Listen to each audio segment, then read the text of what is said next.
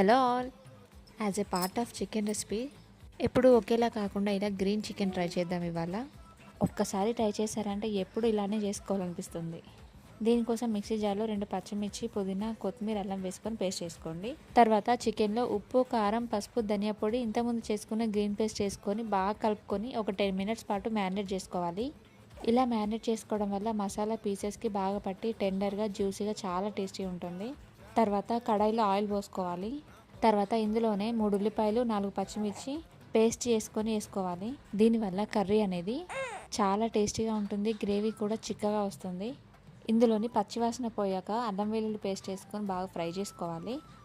ఇందులోనే మనం మ్యారినేట్ చేసి పెట్టుకున్న చికెన్ వేసుకొని ఒక 1/2 కప్ వాటర్ పోసుకొని బాగా ఉడకబెట్టుకోండి ఒక 10 నిమిషాలు.